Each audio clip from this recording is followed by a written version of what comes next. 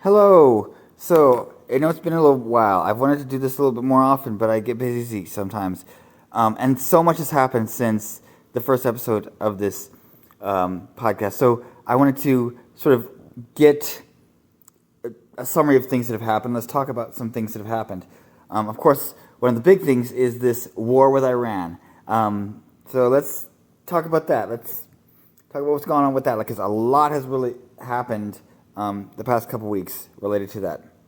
And so, personally, I thought it was a bad idea. And I'll go into some of the reasons why, the historical precedents of some of the issues. And I've said that from the start. So the real question is, have we learned nothing from the failure of regime change? In fact, just in Iran, just looking at Iran, we've seen this happen. So we had 1953, then we also had 1979. In both cases, the U.S. was involved, whether somewhat behind the scenes or even directly, in sort of this regime change. We've seen this regime change elsewhere too. Like, remember in Iraq with Saddam, taking him out made things worse in the long run. Now, I just want to make things clear. I'm not saying that any of these people were good guys. All right, so I'm not saying, oh, it's Saddam was such a great guy, or the Ayatollah was such a great guy. But we got to look at what are the long-term consequences of doing this. So yeah, I'm not disputing Ayatollah was a bad man. Certainly was.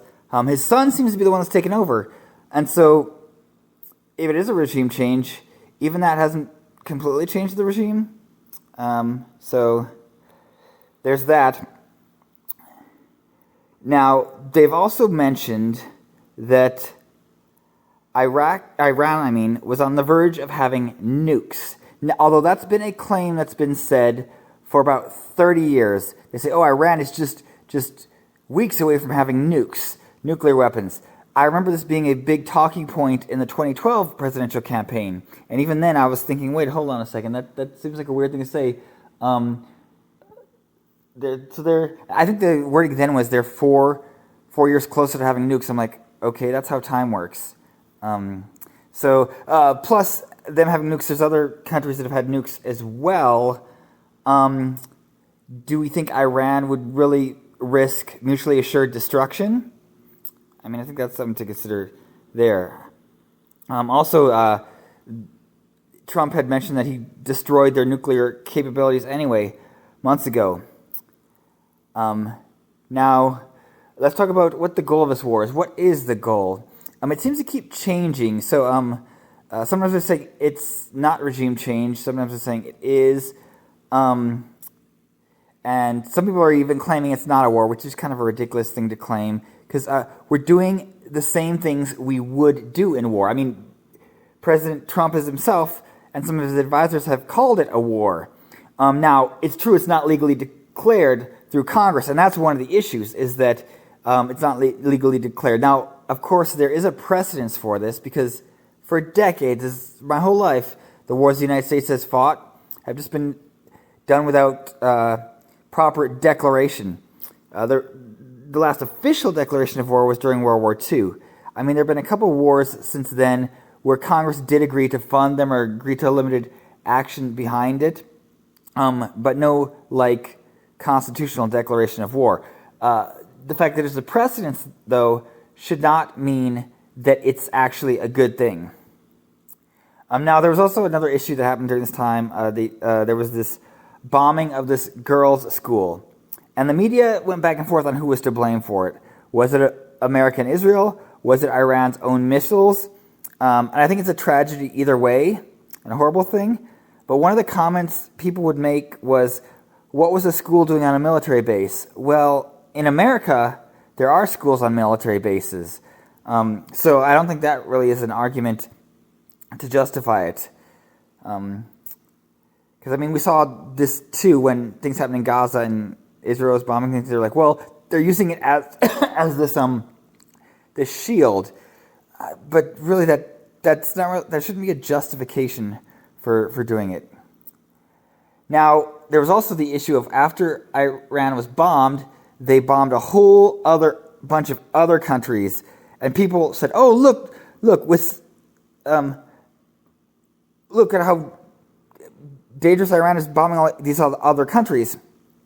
And it was certainly a stupid move on Iran's part, I think. Yeah. But they were retaliatory strikes. They were striking allies of the U.S. and Israel. But like I said, I don't think it was the smartest move for them to do it, because some of them were countries that Iran may have been able to negotiate with anyway, and they've been doing it in a haphazard way anyway, so I'm not in any way justifying Iran's response here, but it was a response. It wasn't the initiation of force. And then let's look at how the media has responded to it, especially interestingly, a lot of the conservative media. So we have Mark Levin has called the people who disagree with it, he's outright called them Nazis. Now that's funny. Where have I heard that tactic before? Calling someone you disagree with Nazis. Oh, that's right. That's what the left does with their criticism. So Mark Levin is using a leftist tactic to attack his critics.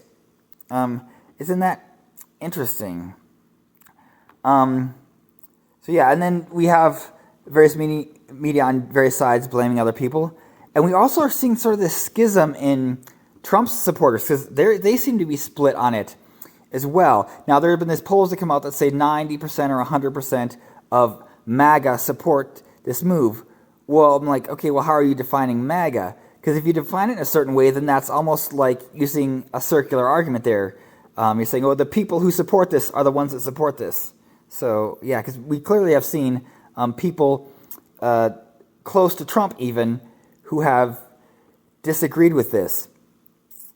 And so, yeah, like Joe Kent, like when he resigned, and he said things were going on. Now he sort of flipped his view. Like a couple of years ago, he was for it. Now he's against it. And then they say the FBI is investigating him.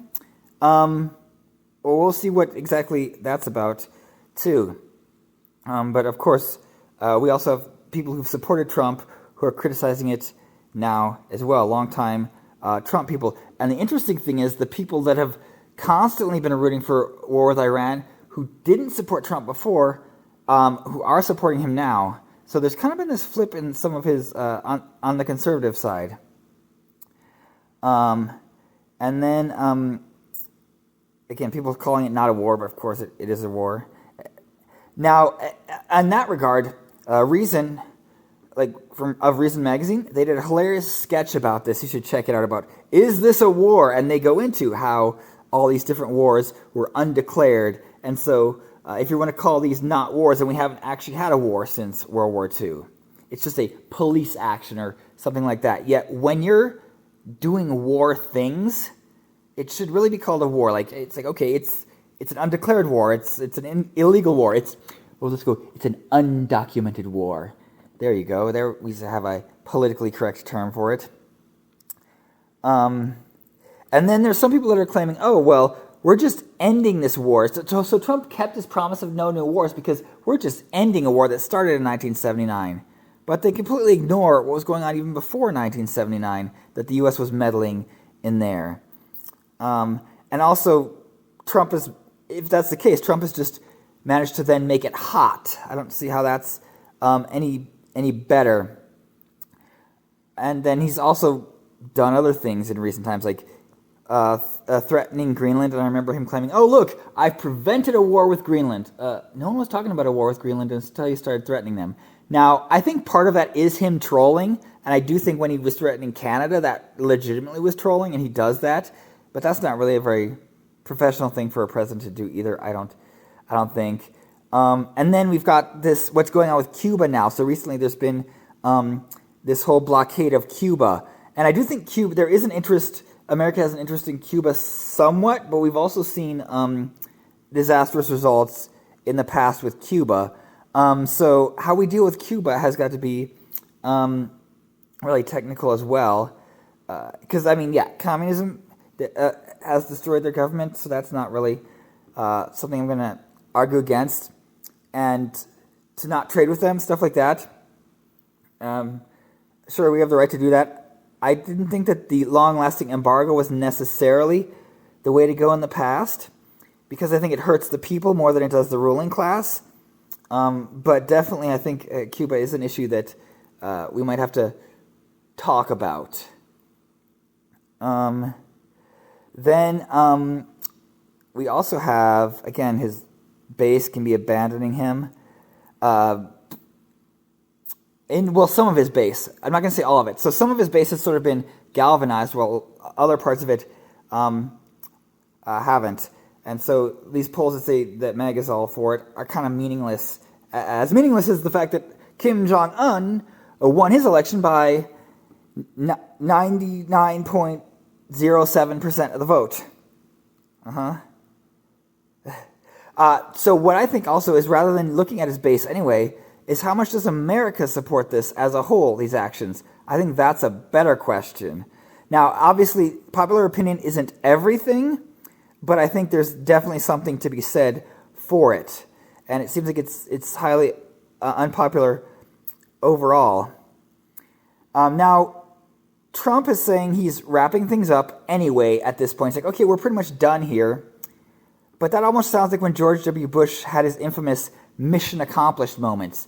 And you really also have to ask, okay, what was the goal here? So we take out the Ayatollah, but now his son has come into power.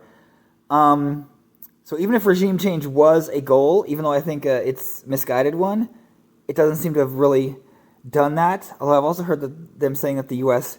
wants to install the Shah's son. But then again, look, that means that we're dictating what we want there, which is, again, a very dangerous thing. But I also want to go back to Trump himself, because in the past he has been very critical of the idea of going into Iran. And he's even criticized his opponents in the presidential race, claiming they would take us into Iran. And then there he goes doing that very thing. And then there's also his relationship with Europe and our allies. Like, a lot of them didn't want to get involved. And so he was like, oh, maybe you can help us. And he's claiming that was just a test of loyalty. Maybe, perhaps. But I mean, perhaps they've got better things to do. Because why? And this also brings up the point of America being involved in all these conflicts overseas anyway. Was Israel or Iran a direct threat? And some people close to it are claiming that it wasn't. Like, what was the direct threat to the United States? Now, Israel may have a point there on their end. I mean, because, I think Iran has had issues with them as well. So there's that. But, I mean, Europe doesn't seem overall to view it super much as a threat, and they're sort of closer to everything. So, I mean, we're sort of injecting ourselves into this. There's also the idea of, some have brought up, the timing on this seems very convenient to distract from the Epstein files.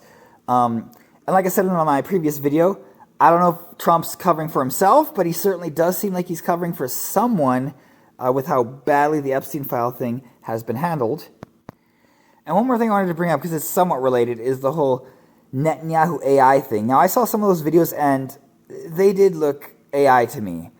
And so, even in the videos he's released since then, AI has gotten to the point where it's going to be so good that it's hard to tell what's real and what's fake. And so, what's going on with Netanyahu? I don't know. But we shall see. But I did kind of find some of them rather hilarious. And one more point is then we had a recent meeting with Japan where Japan criticized Trump for not telling them about the attack. And then he said, well, did you tell me about Pearl Harbor? Now, that was a little bit funny, although probably a little bit inappropriate to bring up at that point, because it wasn't helpful. But, yeah, I mean, it's kind of a jab. I get it. So I'm sure there's going to be a lot more coming out on this, but I just wanted to get this in there before too much more changed. So until next time, bye.